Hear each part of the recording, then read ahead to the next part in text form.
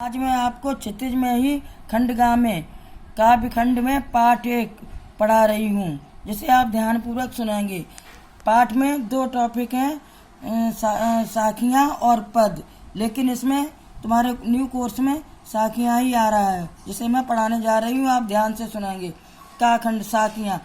मान सरोवर सुरभ जल हंसा केल कराए, मुक्ता फल मुक्ता चुगे अब उड़ अनत न जाए। प्रसंग। प्रस्तुत पद्यांश हमारी पाठ्य पुस्तक क्षितिज की कबीर द्वारा रचित साखियों से लिया गया है। इस साखी में कबीरदास सांसारिक विषयों जैसे काम, क्रोध, मद, लोभ, मोह से मुक्त व्यक्ति के बारे में दर्शाते हुए कहते हैं कि व्याख्या।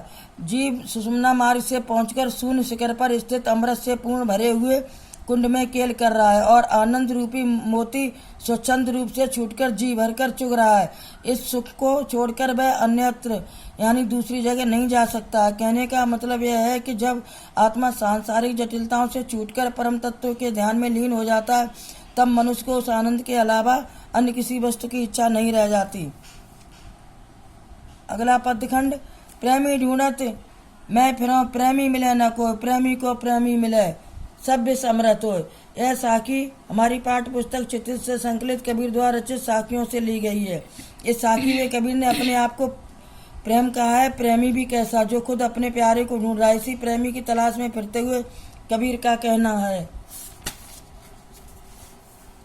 कि मैं इस संसार में प्रेमी की तलाश करता फिर रहा हूँ, किंतु मुझे कोई सच्चा प्रेम करने वाला नहीं मिलता। कबीर को यह पूरा विश्वास है कि जब प्रेम करने वाले से उसके प्रेमी का मिलन होगा तो सारा विष अमृत में बदल जाएगा, अर्थात विकलता दूर हो जाएगी। काव्य सौंदर्य। प्रेमी से तात्पर्य ईश्वर का भक्त।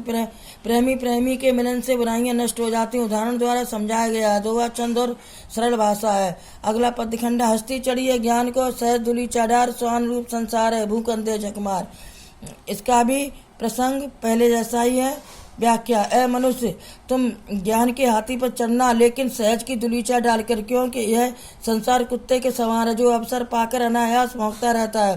कहने का अर्थ है कि यदि किसी को ज्ञान है अथवा कोई ज्ञान प्राप्त करना चाहता है तो उसे अहंकार का त्याग कर ही दिशा में बढ़ना चाहिए। अगला है पद्यखंड।